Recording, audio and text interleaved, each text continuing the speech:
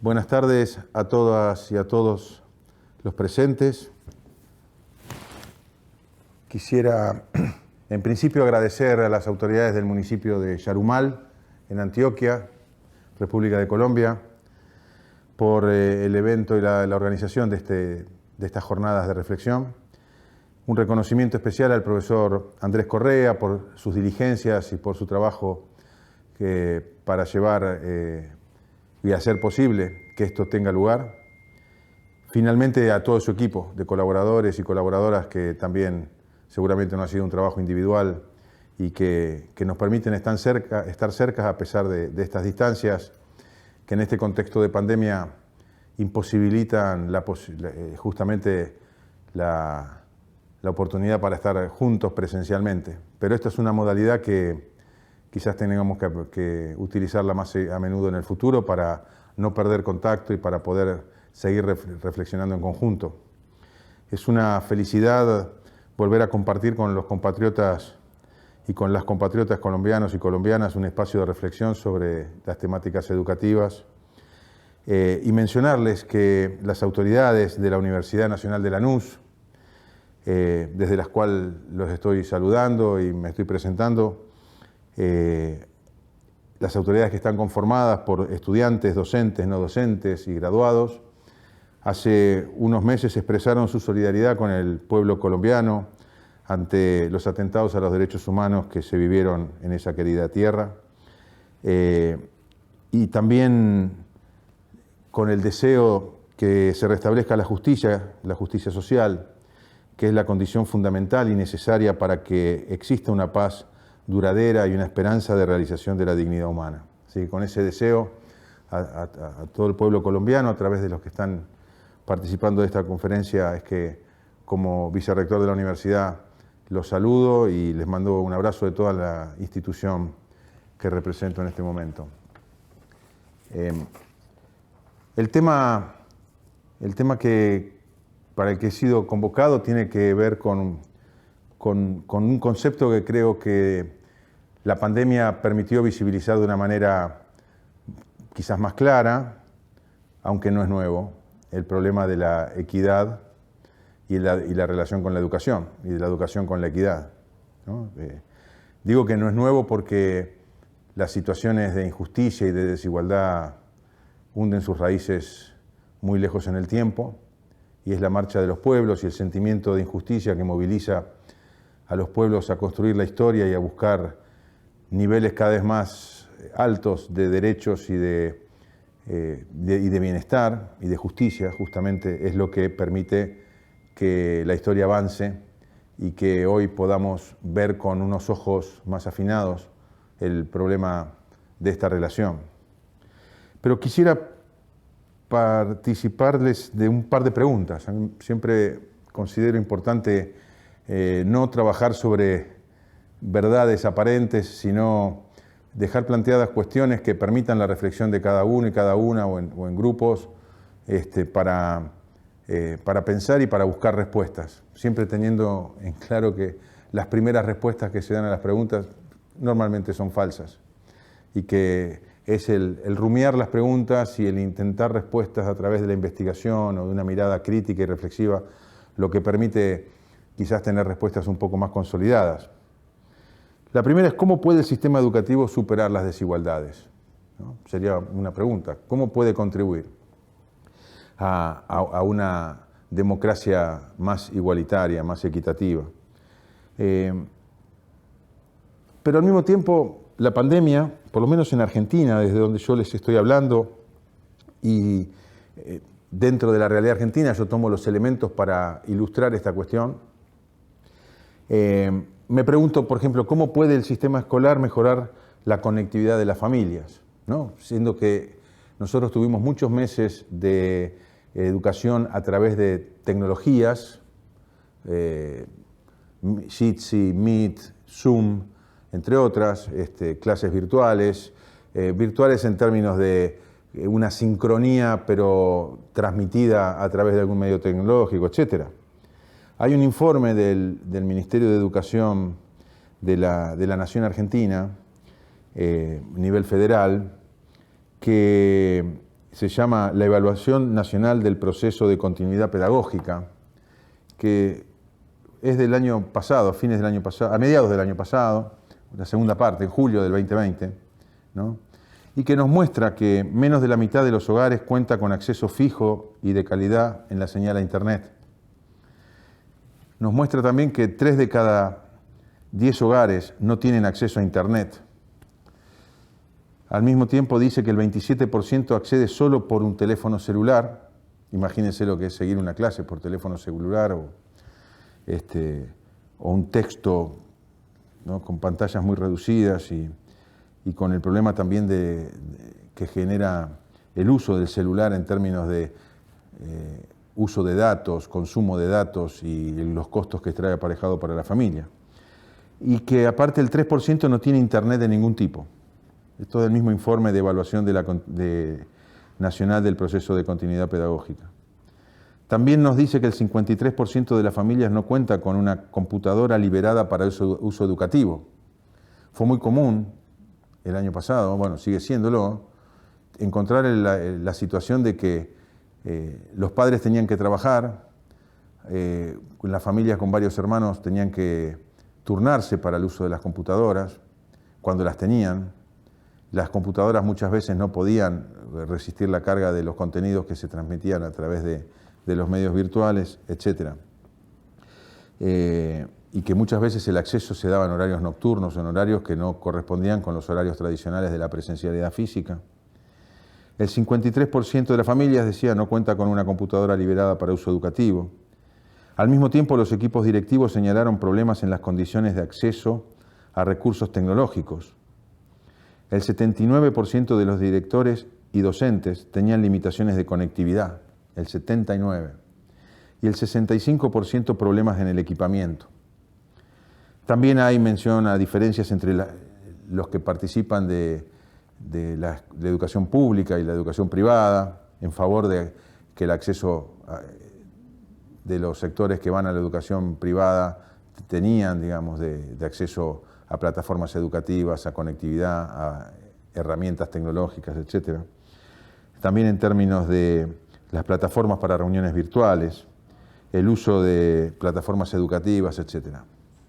Todo esto muestra situaciones con las que la escuela debe lidiar, pero claramente no son problemas ni situaciones escolares, no son problemas educativos o pedagógicos que las familias no tengan acceso a Internet o que no tengan equipamiento tecnológico. La escuela recibe estas consecuencias y me parece que una tarea de los cientistas sociales, de quienes tratamos de pensar desde una racionalidad más técnica o científica, sin ser petulante, pero sí con ciertos criterios del pensamiento científico que implica no considerar las consecuencias como el factor que haya que modificar, sino las causas que producen esas consecuencias. El rol de la reflexión tiene que saber distinguir las consecuencias de aquellos hechos que la producen, porque si no nos genera impotencia o los intentos de cambio van a ser solo resultado de un voluntarismo y va a ser una mirada que puede generar desilusión, porque grandes esfuerzos se orientan muchas veces, por lo menos en la experiencia de nuestro país, a la solución de las consecuencias que van a seguir existiendo mientras las causas no se modifiquen. Y sabemos que no podemos modificar las consecuencias, tenemos que trabajar sobre las relaciones que generan condiciones para que las cosas sucedan como están sucediendo, que básicamente desde esta perspectiva es la desigualdad.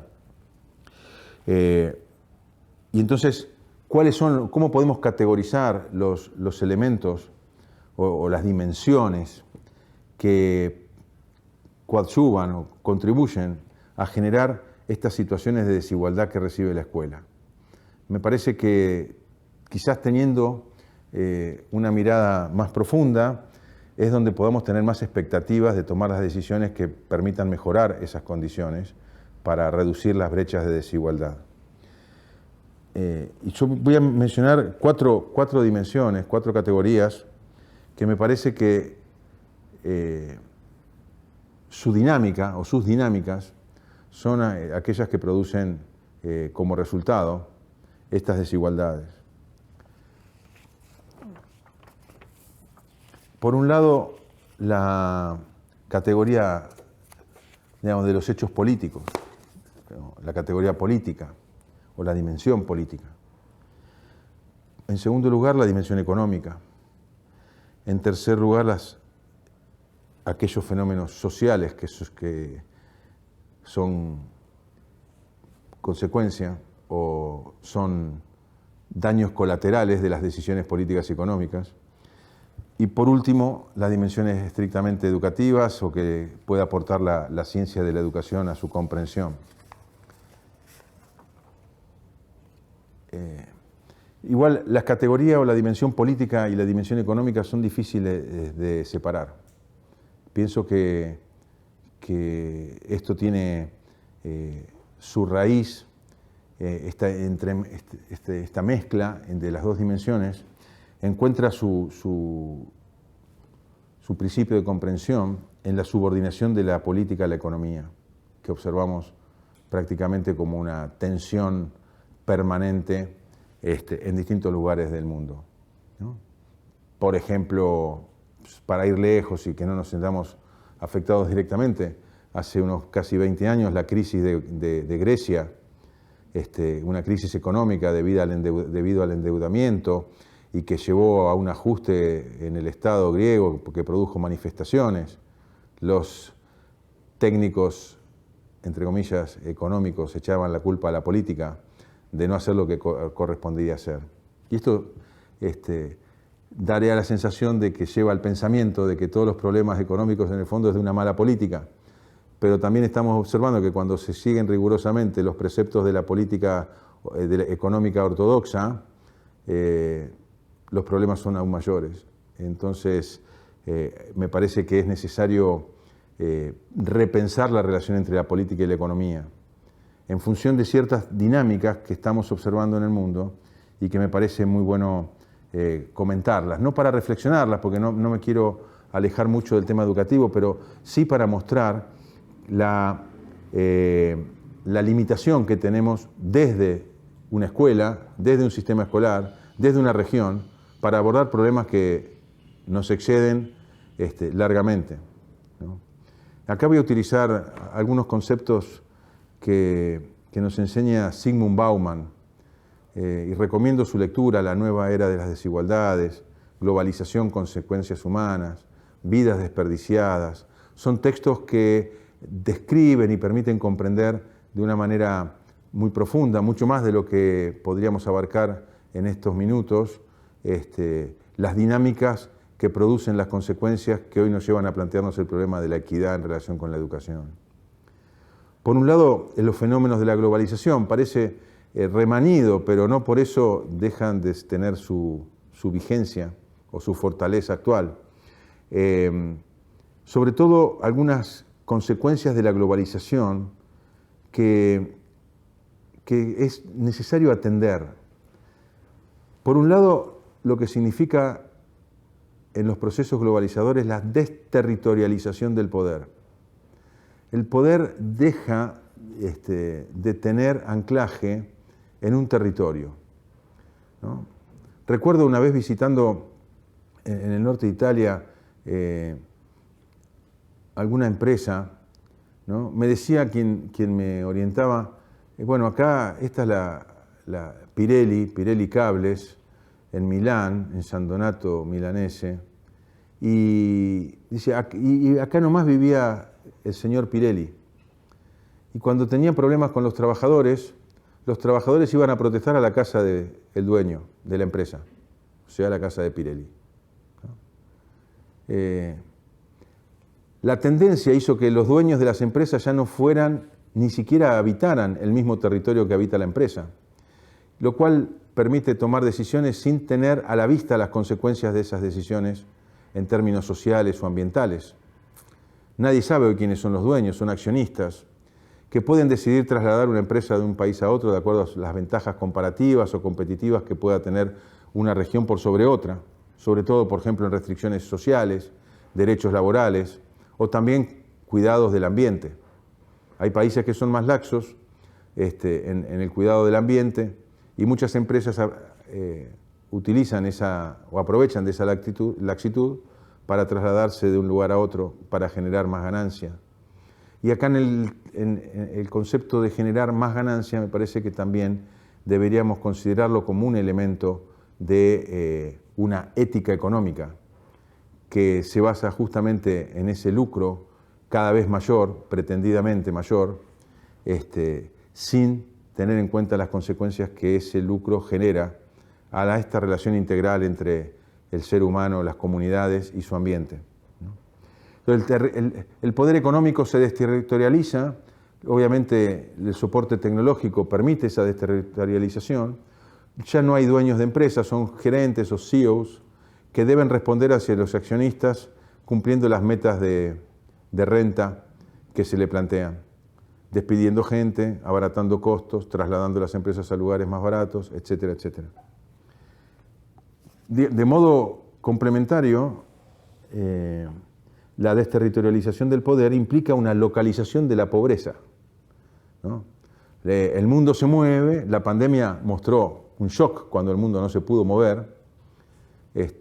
Pareciera que esta dinámica propia de este nuevo capitalismo a partir de que estamos viviendo a partir de la revolución tecnológica se congelara, y eso afectó claramente a aquellos desterritorializados, aquellos que muchas veces pasan gran parte de su vida en hoteles sin saber en qué país están.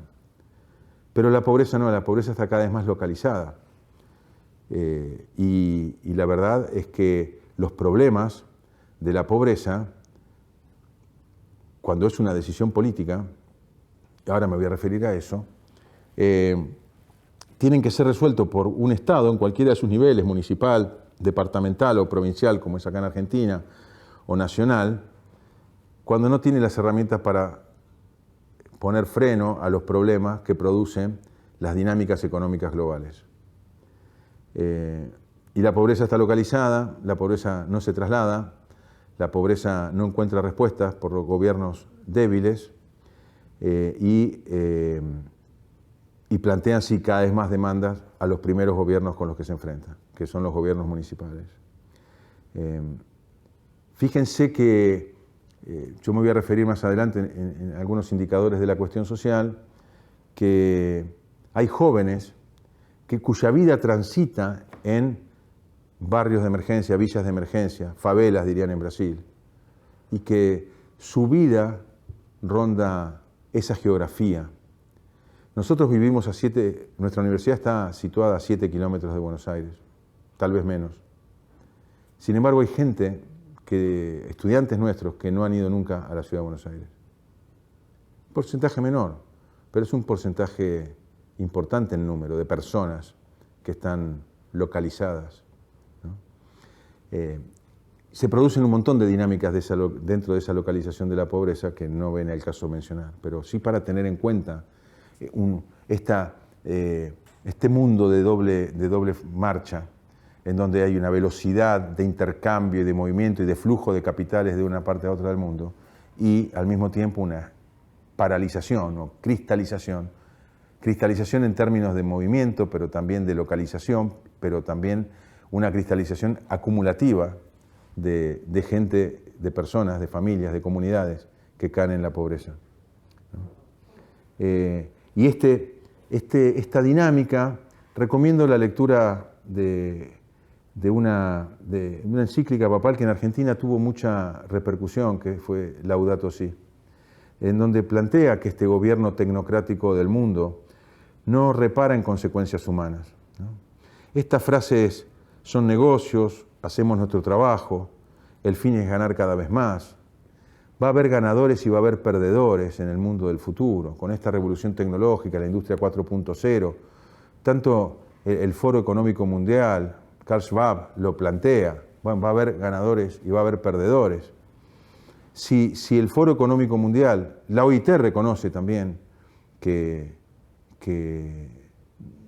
existen dudas para saber si la tecnología va a reponer la misma cantidad de puestos de trabajo que destruye, no hay tendencias muy claras, pero sí nos parece que esta dinámica, desde una dimensión ética, no puede permitir que toleremos el descarte de seres humanos, las vidas desperdiciadas, como diría Bauman, ¿no?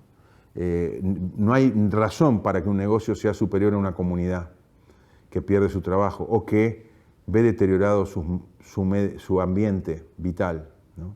Quizás el valor de la encíclica sea mostrar, acá en Argentina se ha convertido en categorías de análisis político y académico también, ¿no? Esta visión integral, de esta ecología integral, en donde el daño al ambiente también está intrínsecamente relacionado con la pobreza, porque son los pobres aquellos que están más perjudicados o más, digamos, en una situación más perjudicial en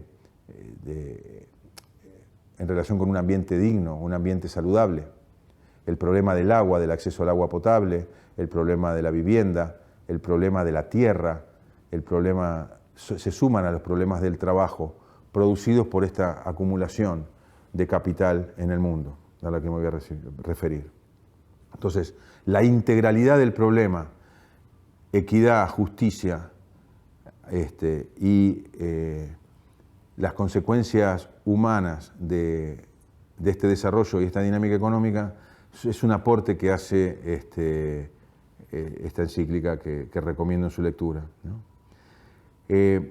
Claramente la globalización entonces debilita a los estados nacionales, ¿no? Esto para la educación es fundamental, porque cuando hablamos de educación, ya sea pública o privada, estamos hablando de un estado regulador del hecho educativo dentro del sistema escolar.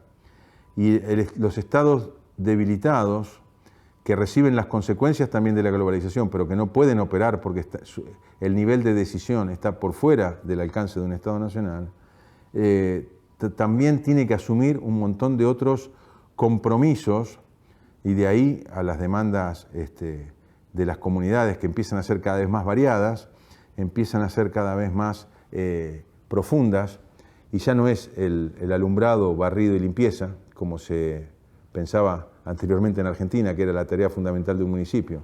Ahora es salud, ahora es educación, ahora es trabajo, ahora es alimentación. El problema del hambre en Argentina es un problema muy, muy enorme. Nosotros tenemos 75% de los jóvenes sin trabajo registrado, tenemos más del 50% de la niñez en situación de pobreza. Entonces, el debilitamiento del Estado Nacional implica también la incapacidad y la imposibilidad de hacer frente a todas estas consecuencias de esta dinámica económica. También aparece en esta dimensión una reactualización de la división internacional del trabajo, ¿no? Parecería que hay países que están consolidados en su desarrollo científico-tecnológico y que imponen a otros países la producción de materias primas, la primarización de la economía. En el caso de Argentina, en los últimos años, con el gobierno neoliberal, nuestro modelo de desarrollo, de subdesarrollo, digamos, se basó en la producción agraria, en el cierre de industrias y también en la fuga de capitales y en el vaciamiento financiero de nuestro país. Y esto son modelos de desarrollo. Nuestro sistema científico y tecnológico, del cual estamos orgullosos, por más que sepamos que tenemos que caminar mucho, fue cancelado. De ser uno de los 10 países que ponían satélites con capacidad tecnológica para poner satélites en el espacio y venderle satélites a los países del primer mundo, ¿cómo se llama?, usinas nucleares, entre otros elementos de alta tecnología o maquinaria o equipamiento médico basado en la energía nuclear, etc. Tuvimos 4 años de suspensión de todo este proceso y desfinanciación del proceso de desarrollo, porque se pensaba que había que participar de proyectos que no dependían de nosotros y en partecitas que nos impedían acceder a la globalidad del proceso. Entonces, es en esa división internacional del trabajo, para que se den una idea, un país como la Argentina, de 45 millones de habitantes, la matriz productiva agropecuaria, de producción primaria, solamente ocupa 3 millones de habitantes. Y la financiarización de la economía lo que hace es un circuito de endeudamiento y fuga de capitales, con lo cual el Estado tiene que hacerse cada vez más cargo de cada vez más gente que necesita y no tiene para comer. Digamos, esto es una dimensión política que sintetizo en la globalización, desterritorialización del poder, localización de la pobreza, un modelo de daño integral del ambiente y de las poblaciones más necesitadas, que son las que habitan, por otro lado, las periferias de las ciudades, los lugares deprimidos, los que se inundan, los que no tienen agua potable, los que no tienen suelos saludables, etc. Los que comen solamente lo básico de la alimentación y no pueden tener una alimentación variada, los que nutren los porcentajes de pobreza y de indigencia, que son justamente el resultado de este modelo impuesto de desarrollo, ¿no? Fíjense las políticas de Trump. A mí me parece interesante porque Trump, me parece a mí, en mi interpretación humilde, intentó desenganchar a Estados Unidos de los procesos de globalización y al mismo tiempo logró o intentó una protección de los puestos de trabajo de los Estados Unidos. Por supuesto que un país colonial como Estados Unidos buscaba siempre financiarse a través también de la transferencia de recursos de los países subdesarrollados hacia Estados Unidos. Y entonces, pero esa problemática también la vivió Estados Unidos y la vive Estados Unidos, que promueve por un lado el libre comercio, libertad, como dicen acá, de comercio, pero sus acciones concretas son de proteccionismo y de intervención en la economía, ¿no? Un Estado fuerte que puede intervenir en la economía y puede plantear esas reglas de juego, ¿no? Por último, una imaginación.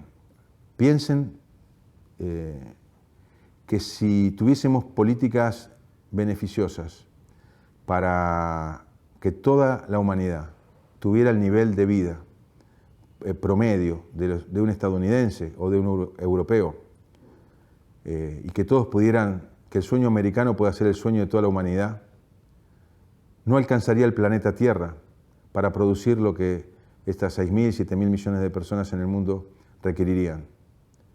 No existiría la posibilidad. Y al mismo tiempo se necesitarían 2, 3 o 4, depende el promedio de vida que querramos alcanzar para toda la humanidad. De acuerdo a ese promedio, necesitaríamos 2, 3 o 4 planetas Tierra. Al mismo tiempo, los desechos, los residuos, la basura, no alcanzaría el planeta Tierra para almacenarla.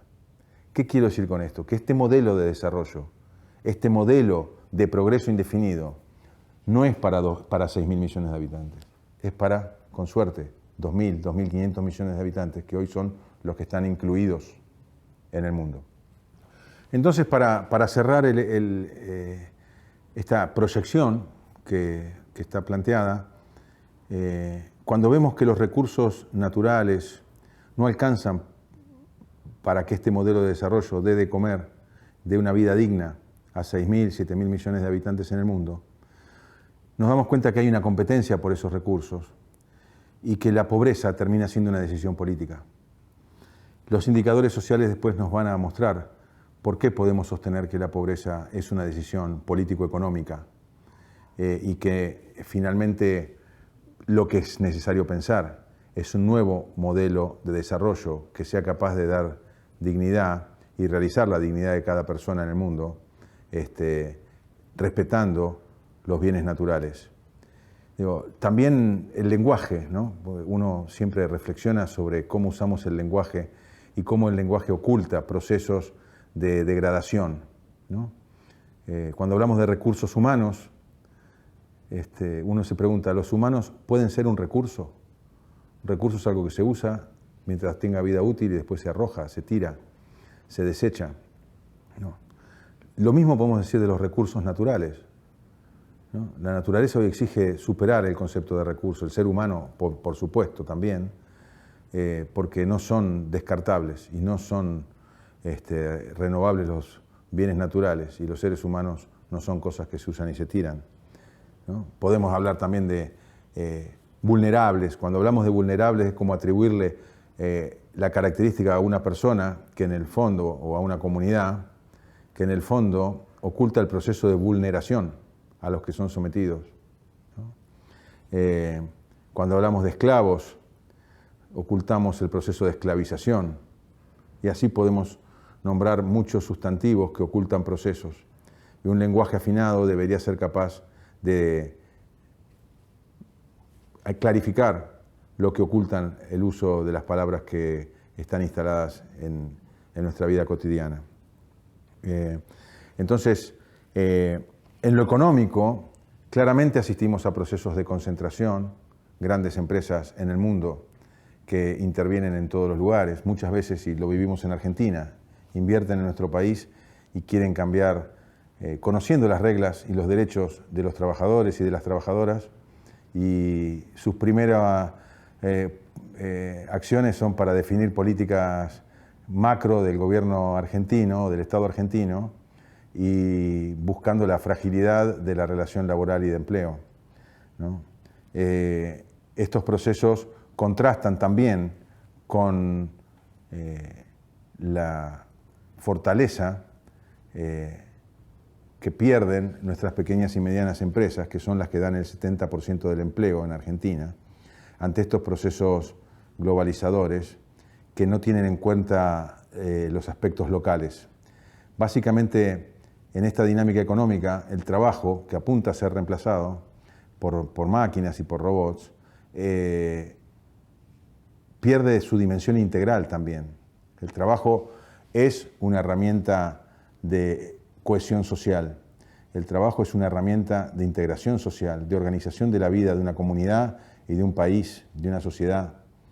Cuando se destruyen los puestos de trabajo por la ética que marca que el fin es ganar más, se está desarticulando la sociedad, se está desintegrando la sociedad, ¿no? Personas que pierden el sentido de futuro, sobre todo los jóvenes, porque viven en el día a día, en el desempleo, decimos acá, en levantarse y ver qué pinta, es decir, qué puedo hacer hoy, para dónde puedo ir, ¿no? Vivir el presente, que también, justamente como consecuencia de la injusticia, produce una gran violencia. Y eso es desintegración, desestructuración social. Hoy el Estado también debe, entre sus defensas, defender el trabajo de cada una de nuestras regiones. Ante esta concentración avasallante que plantea verdades económicas, no es el momento de discutir esas verdades en un nivel epistemológico, pero quedó claro con la pandemia que fueron los estados nacionales los que se tuvieron que hacer frente y cargo de los procesos de protección de los pueblos, y los mercados, considerando esto un gasto, permanecieron indiferentes. Sí cuestionaron a los estados cuando protegían a sus poblaciones a través de los procesos de cuarentena o de encierro, como vivimos en Argentina, porque ellos perdían dinero, sin importar, y de nuevo la subordinación de la vida a la ganancia es la regla que han utilizado estos mercados. Sin embargo, el Estado debe corregir estos fallos del mercado y debe plantear políticas de protección del trabajo, que es al mismo tiempo políticas de protección de la industria, protección de un bienestar social que solo puede ser adquirido a través del esfuerzo y del trabajo digno y registrado. Los procesos de endeudamiento nosotros los hemos vivido también, y son estos procesos los que han debilitado el poder adquisitivo de la población, al mismo tiempo que han sometido a nuestro país y en general a los países que se endeudan a procesos de control y subordinación hacia conglomerados extranjeros o países extranjeros, ¿no? Digo conglomerados porque los fondos de inversión que terminan siendo usurarios son después los que marcan las políticas que deben realizar los estados para que ellos puedan llevarse los recursos a sus cuentas. Toda esta mutación del capitalismo que implicó estos cambios en los paradigmas de trabajo son también elementos que producen las consecuencias sociales que estamos viviendo y que nos llevan a plantearnos de nuevo el problema de la equidad y el rol de la escuela ante esta situación de equidad. En lo social, el informe de la Cátedra UNESCO que funciona acá en Argentina sobre manifestaciones actuales de la cuestión social, que está conducido por Guillermo Pérez Hosto y Mariel Romero. Esta cátedra nos brinda datos del tercer trimestre del año pasado y primer trimestre de este año, que nos muestra que el 20% de la población argentina se queda con el 50% de los ingresos, el 49.4%. No hay diferencia. El 20% más pobre de nuestra población obtiene el 4.3% de los ingresos. O sea, 20% se queda con casi el 50%, 20% se queda con 4.3%. Esa es la diferencia, ¿no?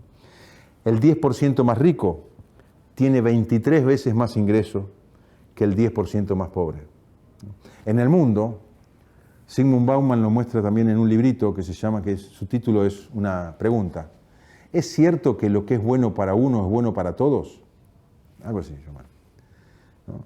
Y él plantea con datos de la UNESCO, y un dato que ya tiene sus años, está en internet el libro, recomiendo esa lectura, para desmitificar esta idea de que lo que es bueno para una empresa es bueno para otras, con la teoría del derrame, que es solo una teoría, pero que en la realidad nunca sucede, muestra que Bauman, que 70 personas físicas en el mundo, físicas, o sea, con nombre y apellido, que podrían entrar en un aula relativamente grande de cualquier universidad, tienen ingresos y capitales mayores a los 2.000 millones de personas más pobres que no entran en ningún lado.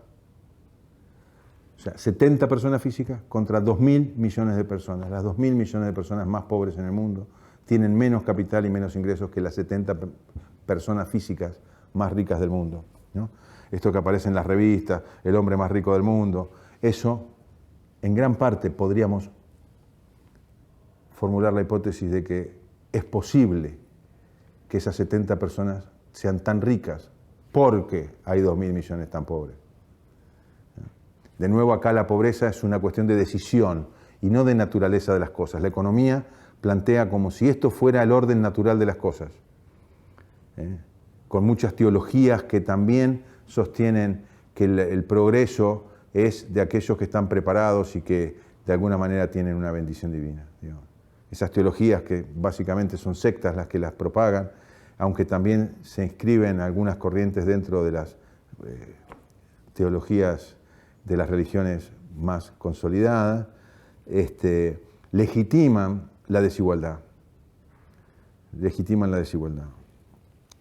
Entonces, de nuevo, acá terminamos la fase de ver algunos elementos y sus consecuencias que producen resultados como los que yo les mencionaba al principio, que no haya acceso a Internet de los estudiantes, que no haya acceso a Internet de los docentes, que no haya equipamiento tecnológico para poder participar de clases virtuales, que si hablamos de la pobreza, si hablamos del hambre, si hablamos de la niñez en situación de pobreza, de trabajo esclavizado, de los jóvenes que no tienen expectativa de futuro, que no encuentran sentido en la escuela, vamos a darnos cuenta que cuando reflexionamos sobre la problemática educativa, mucho de lo que se nos plantea no está en la escuela y a veces no está ni en el propio Estado la posibilidad de resolverlo, ¿no? Como espero haber dejado en claro en esta primera parte. Ahora, desde la ciencia de la educación, uno puede observar cuáles son las dinámicas internas del sistema escolar que pueden también producir inequidades, ¿no? Porque claramente también tenemos inequidades dentro del sistema y quizás sobre esas sí tengamos alguna expectativa de intervenir. No podemos hacer que el 100% de nuestros niños y niñas tengan acceso a Internet, pero sí podemos a lo mejor solucionar condiciones o transformar las condiciones para que no se sientan extranjeros en la escuela o para que la escuela pueda darle un caudal de habilidades, conocimientos, destrezas, actitudes que les permitan a lo mejor estar mejor potenciados. No quiero con esto mencionar que quede la sensación de que la performance del sistema escolar, de la educación que está organizada políticamente desde el origen de los sistemas escolares, no contribuye actualmente a la sociedad.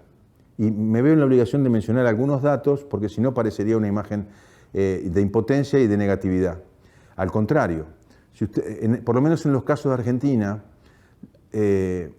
tenemos estadísticas que nos muestran que, por ejemplo, aquellas personas o familias que reciben ayuda social por parte del Estado, porque están en situación de desempleo o de pobreza, a mayor educación, menor necesidad de subsidio del Estado. Esto se constata en Argentina. Casi no hay universitarios que reciben ayuda social y a mayor nivel educativo, menor necesidad de ese apoyo social. Eso es un dato y eso es una realidad. Y ahí, por lo tanto, la escuela tiene un elemento de aporte a la equidad social, a la movilidad social ascendente, a la posibilidad de darle, a generar a las personas que puedan tener su proyecto en la comunidad. Lo mismo, si uno acceso a la vivienda, a mayor educación, más posibilidades de acceso a la vivienda. Si uno agarra el desempleo, a mayor educación, menos desempleo. Si uno agarra la transición entre empleos, entre que pierdo un empleo y obtengo otro, ese tiempo de transición entre ambos empleos está cada vez más reducido cuando la educación es más alta, ¿no? El acceso a la salud, pasa lo mismo, el acceso a la justicia. Entonces hay muchos ámbitos en donde hoy la educación contribuye de un modo muy importante, casi irreemplazable, a que las generaciones nuevas puedan tener un camino o un proyecto de realización. Sin embargo, también participamos de los círculos de reproducción de la pobreza, porque no todo el sistema escolar, ¿no?, tiene las mismas cualidades en la formación de los estudiantes. Y también podemos observar que en los sectores más humildes son aquellos que tienen mayores dificultades de acceso a una formación de calidad, que le permita romper el círculo de la pobreza. O sea, es muy difícil romper el círculo y que los hijos no reproduzcan la suerte de los padres.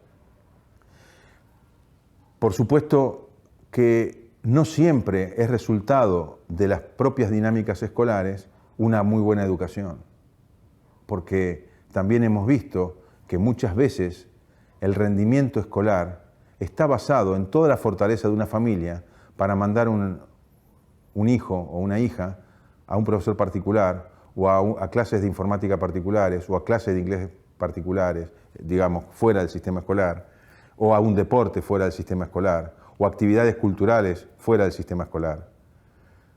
Entonces, las familias que pueden lograrlo, obviamente, tienen un impacto sobre la formación escolar de sus hijos que no pueden lograr las familias que no tienen los medios para generarse un circuito alternativo o paralelo a la escuela, que sí pueden hacerlo aquellos que disponen de esos recursos. Entonces, también es cierto que no siempre una buena formación es el resultado de las dinámicas escolares. Y muchas veces las escuelas que atienden poblaciones muy humildes, campesinos, marginales urbanas, de pueblos originarios, las dinámicas logran avances significativos en esas comunidades, a pesar de que las condiciones son realmente adversas. O sea, hay una capacidad de incidencia, rescato y propongo la tesis para reflexionar de que muchas escuelas, por las dinámicas propias de los equipos docentes y directivos, que comprometidos con su entorno sociocultural, logran mejorías que a lo mejor no figuran en los estándares más altos de las evaluaciones internacionales o de las evaluaciones nacionales, pero que posicionan concretamente a cada uno de esos niños o de esas niñas en una situación mejor a la de su ingreso a la escuela. Y eso es muy valorable también. Sin embargo, me gustaría plantear unos 4 o 5 temas que la reflexión sobre los hechos educativos nos muestran como situaciones que aún no están resueltas y que esto tiene una explicación histórica. Todo fenómeno social tiene una explicación histórica que contribuye a la comprensión de lo que estamos viviendo actualmente. No voy a mencionar eso ahora porque nos llevaría muchísimo tiempo.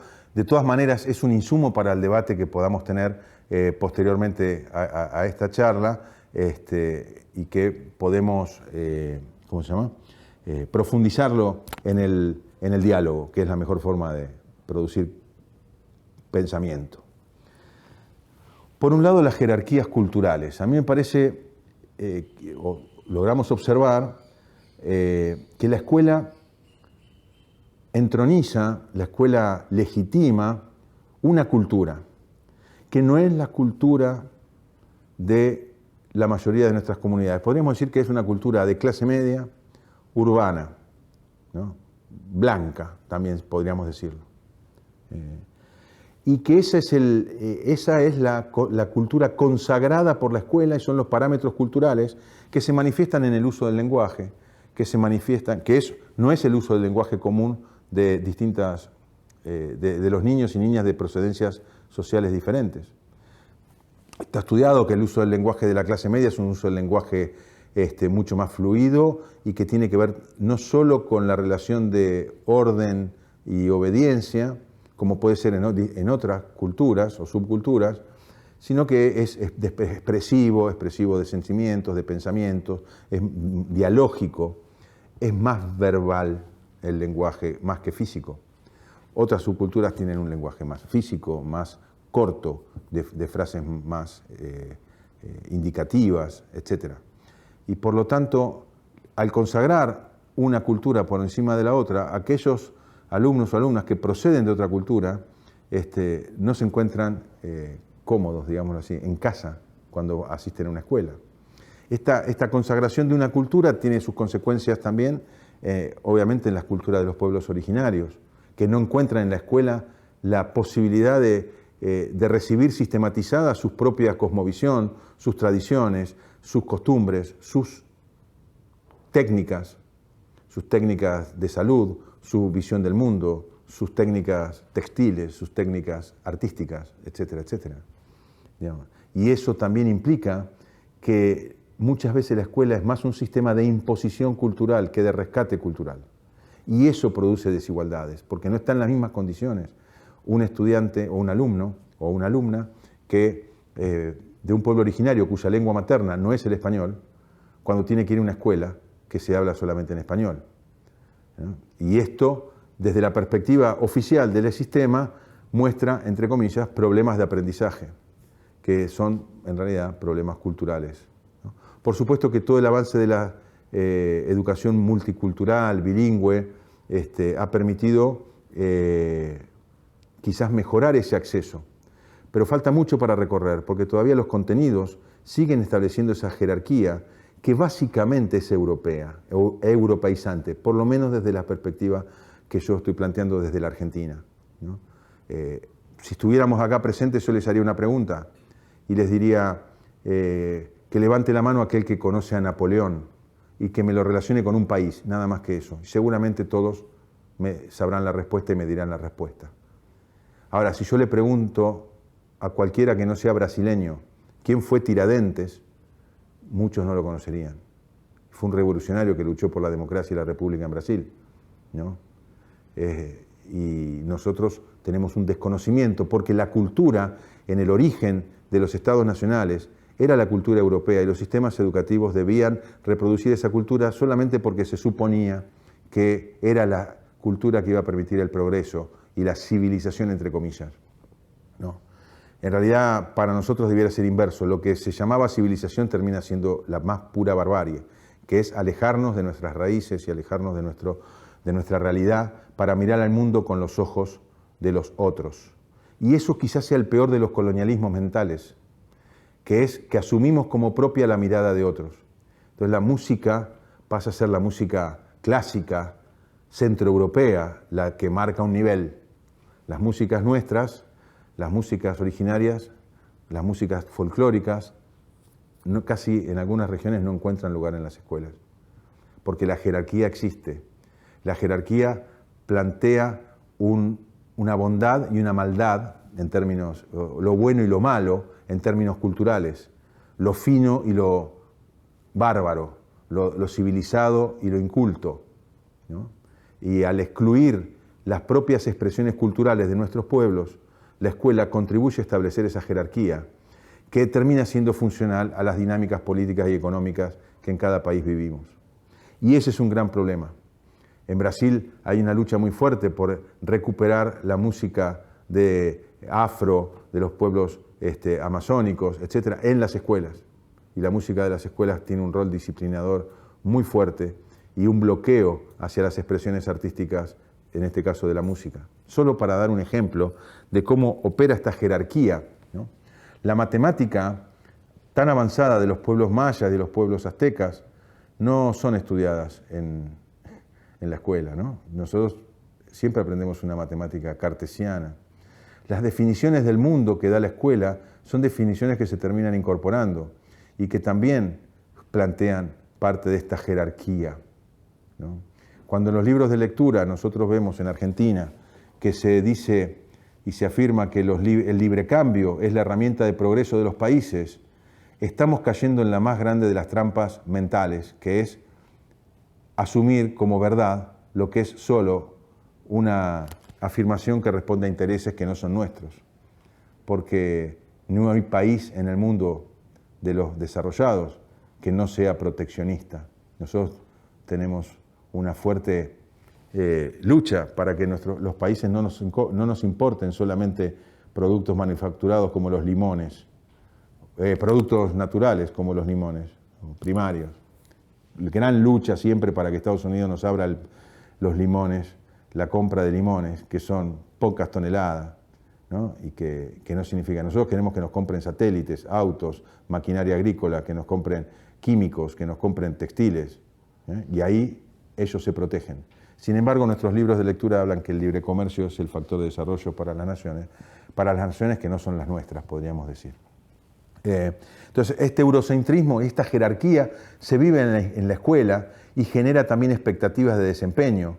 Y cuando un docente ve una persona, un niño, una niña que procede de un sector que por su ropa, por el color de su piel, por sus costumbres, ya preanuncia el fracaso. Y acá se producen las profecías autocumplidoras que son derivadas de esta jerarquía. En Argentina, en algunas áreas del sistema escolar, sobre todo a nivel secundario, aparece claro y se dice explícitamente, esto no es para vos. O sea, es como si hubiera un condicionamiento social que impediría el cumplimiento de las obligaciones del secundario. Claro, un secundario que consagra una cultura que no es la de la mayoría de nuestros niños. Después hay, junto a estas jerarquías culturales y este eurocentrismo, claramente la organización estatal de la escuela no debe ser soslayada. La configuración de los sistemas, el concepto de sistema escolar, hay que inscribirlo dentro de un proceso de constitución del Estado Nacional que impuso al sistema escolar objetivos políticos. La educación políticamente organizada jamás puede ser neutra, porque estas verdades, entre comillas, son verdades que tienen un objetivo político por esta relación circular entre el saber y el poder, ¿no? Instaurar próceres fue un proceso de, decimos, pasteurización, o sea, de purificación de la escuela de la influencia de procesos políticos. Entonces ya aquellos que lucharon por el modelo de desarrollo liberal y que ganaron en Argentina en el siglo XIX, fueron aquellos que fueron en la escuela instalados como próceres. Por ejemplo, un famoso presidente que se dice que hizo mucho por la educación, Domingo Faustino Sarmiento, que fue uno de los principales impulsores de la europeización de la Argentina. Y ellos fueron próceres, no fueron políticos, para la escuela, ¿no? Pero cualquier personaje de nuestra historia que quiera ser incluido en la escuela con un modelo de desarrollo diferente al de esos padres de la patria, es considerado política y por lo tanto es rechazado, porque se supone que el sistema educativo es neutro. La mirada crítica tiene que mostrar cuál es la multiplicidad de mecanismos subyacentes en la escuela que también reproducen un modelo que a la larga, como vimos en el tiempo, genera pobreza, dependencia y subdesarrollo. Este sistema de saberes sobre los que se apoyó el sistema escolar, ¿no? Es muy provocativo decir a veces que la escuela no transmite verdades. Sin embargo, la escuela no siempre transmite verdades, justamente por esta inclinación a politizar desde un paraguas de neutralidad a ciertas cuestiones, ciertos saberes, ciertos valores. Este presidente al que me refiero se llama Domingo Faustino Sarmiento, un gran impulsor de la escuela pública, de nuevo, europeizante, y él hizo su escolaridad en la provincia de San Juan y que, por lo tanto, vivía en San Juan en su niñez, y acá a nosotros nos enseñaron que él no faltaba al colegio ni aún lloviendo. Y en la provincia de San Juan no llueve, porque es un desierto. O sea, entonces, digamos, este es un hecho, nada más, para mostrar que la escuela no transmite verdades necesariamente, sino verdades políticamente orientadas, que contrastado con la práctica son falsedades. La uniformidad y la transmisión son dos saberes sobre los que se asienta el sistema escolar. Todo tiene que ser uniforme, todo igual para todos, y la escuela tiene que transmitir para imponer esta cultura. El currículum es un factor también de rigidez. La uniformidad, el horario, la distribución graduada de la enseñanza, etcétera, muestran las grandes dificultades y obstáculos que son epistemológicos y también políticos para generar prácticas educativas integradoras, que atiendan a la diversidad, que atiendan a la diferencia. El docente tiene que transmitir todo el sistema escolar, desde los discursos hasta los bancos, aulas, hasta la materialidad del sistema escolar, está impregnado de esta base en donde se muestra que los alumnos tienen que escuchar y el maestro tiene que transmitir, ¿no?